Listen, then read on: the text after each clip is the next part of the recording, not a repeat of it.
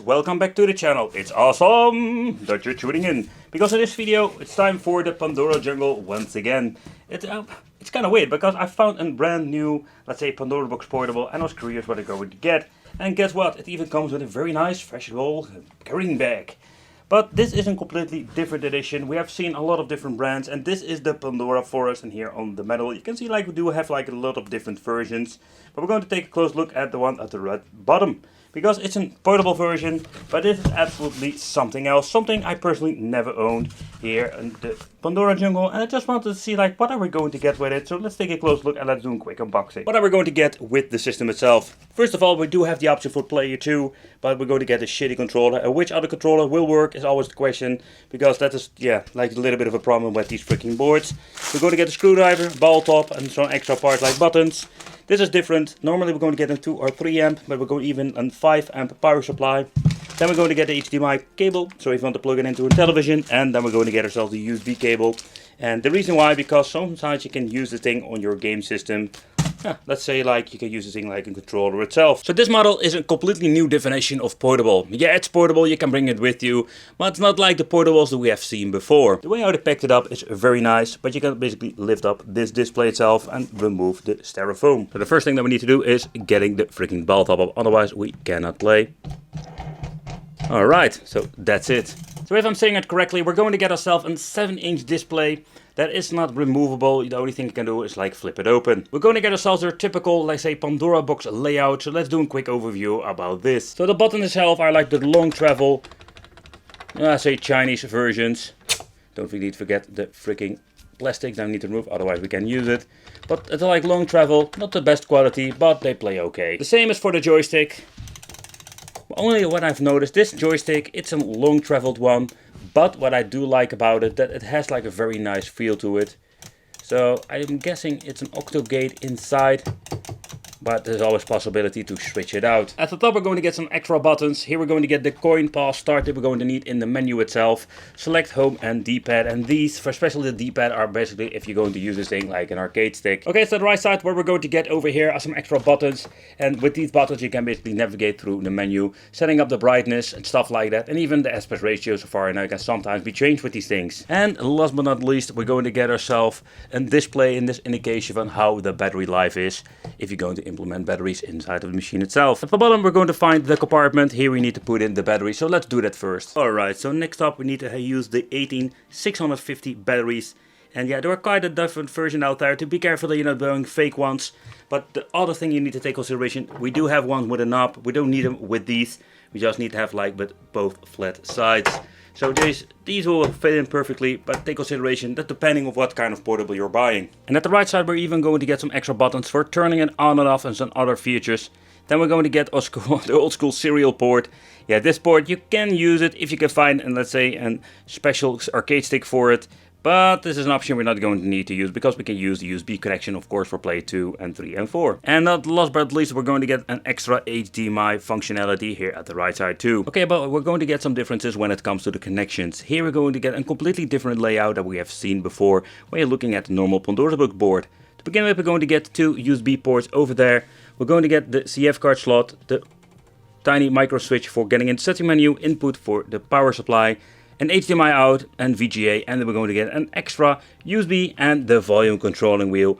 But for people who are not familiar to the Pandora's boxes, the downside to this is sometimes with these portables, if you want to upgrade your main board, you have like a big problem, because you cannot do that at all.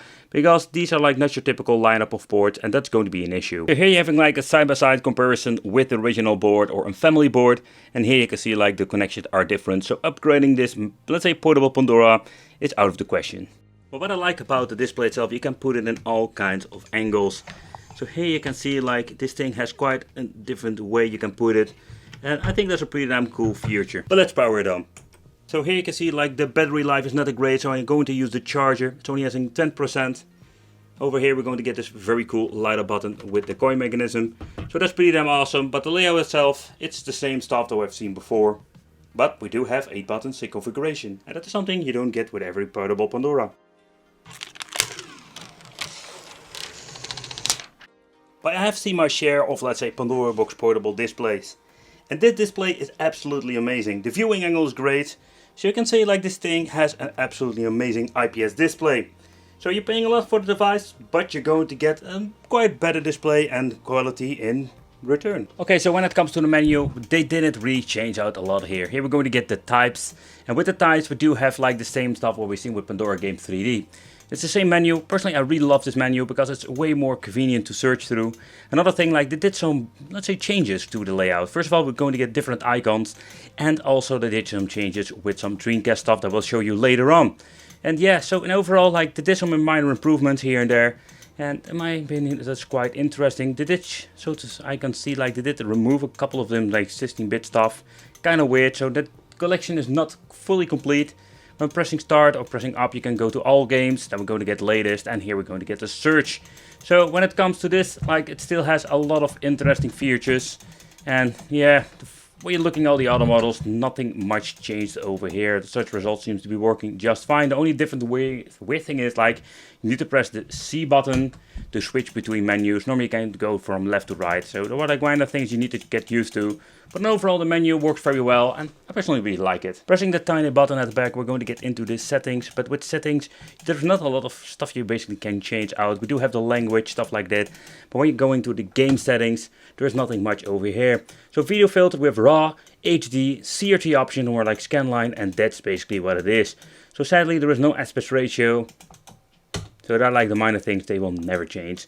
We do have turbo function that you can basically program if you like to play shmups, stuff like that. So there are some minor adjustments, but then overall it's going to be more of the same over here. Okay, the first game I wanted to try is Bloody Roar number 2. And the reason why, just to check out how good it will run on this version of Pandora. Another thing I like about this machine is that it does have amazing sound for this tiny speaker that comes inside it.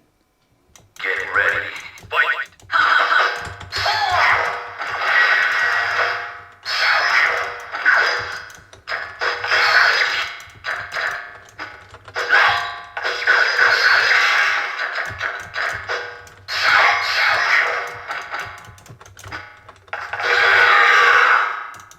I didn't see any frame dips whatsoever.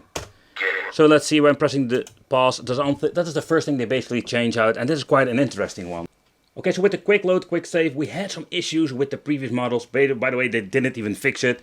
But here we do have the option for making a quick load and quick save. And this option, so far I have seen, works for everything. Alright, so next up, N64, and I just wanted to say like N64 will always be a mixed bag, simply because they're using like low power devices. But some games like Cruise in the World will run just fine in a certain way that it will maybe like glitch or dip here and there, but they are playable. Nope. Wouldn't it be the first time that it was stuck in a freaking loading display? But you can see like it isn't a very nice experience because it runs kind of weird. And also the joystick had this feeling of a delay in it. So N64, again, in my opinion, you can just basically remove it because it doesn't run that great.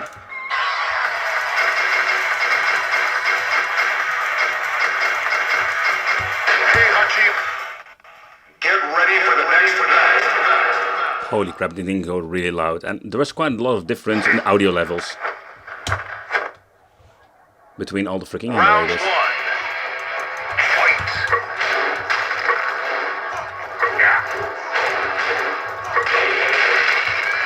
The button layout is completely messed up.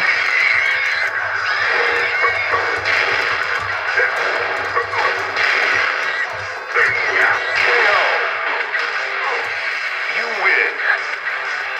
Round 2. Okay, the first thing I'm noticing with the Forrest edition and Sega Dreamcast, I've noticed that this works way better than the previous model. Okay, so this thing has been forced into the widescreen hack, and that's quite interesting because it runs pretty damn good. We gotta find the freaking button to punch, because everything is different from an original controller. I don't have any like slowdowns. I still get like the Dead or Alive 2 speed that we should have with this game. So you can really like, sometimes they try to manage to get something actually working. Alright, so the ultimate main test, of course. Let's play some Mortal Kombat. And I just wanted to show you, like here you can see, like we can do in quick load, quick save with the other versions I've tried. Always having the same freaking issues. Wrong button. The joystick is very responsive.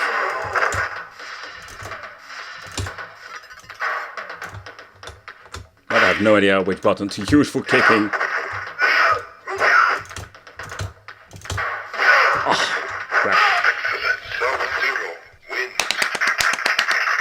Here on the channel I love to do teardown now and then, and that's what we're going to do. The only thing I need to do is remove the 3 screws at the front and 2 at the back, and if everything works to plan, I can remove everything and just show you the inside. Because I am really curious how this board looks on the inside. Alright, so the only thing that you need to do is lift this up and be very careful with all of the wires. And let's take a close look at the Pandora Forrest. And no idea how to lift this freaking thing up. Ooh. But I say, like, this is the most interesting Pandora box I have seen in the last couple of years, because they did a lot of modifications and a lot of stuff is different. Okay guys, so let's take a close look at the bottom part. So the first thing that we're going to get is the main board here, and the main board is absolutely different when you're looking at an original one. I already mentioned with the back that it's completely different and it's not your typical main board. To give you like a quick, like say, side by side, this is an original family board, already shown you before with the different connections, and this thing has some similarities. To begin with, we do have the 88 port over here, but where you can see, like, this is completely like made differently. So they went like hot glue methods with this, and I must say that it's very good that they do this, because simply because nothing can get loose, because there's a lot of connections where we normally having like a couple of them, like one for the analog switch and one for the speaker. Like over here there's an EDA cable, but everything is completely different. They even implemented a fan. It is quite loud. I cannot remove it, or I'm not going to remove it, because everything has been glued to the main board. So it's a little bit of a bummer that I can't find what, or can see what kind of chip they're using. But here you can see, like, there are a lot of different new components in here. Don't forget the board itself, because here we can see, like, we have an extra board that goes to this ribbon cable that connects the buttons at the front. It's kind of wobbly, so I'm not a big fan of this, because they should like use some extra hot glue over here to get it in position. And this side we're going to get a compartment for the batteries, and then we're going to get the speaker.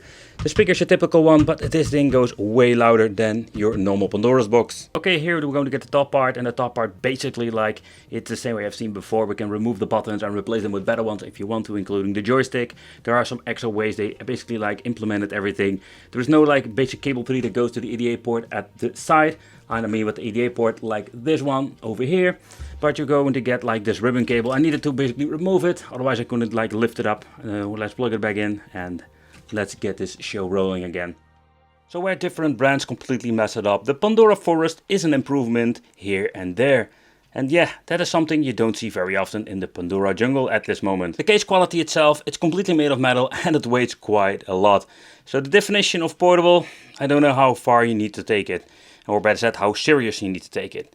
And overall, the button and the joystick quality is your typical one. I do like the joystick, but it's something you really need to get used to due of the long travel of the joystick. So this Pandora portable is something else, absolutely. And yeah, I personally really like it, especially when it wants a single player with an extra display attached to it. I think it's pretty damn cool. It's portable. If you don't have a lot of room, it's a really cool way to play. Let me know in the comments what you think of this. Well, thank you for watching. Consider subscribing, hit that little bell, become one of the Wicked family, and I will see you in the next video.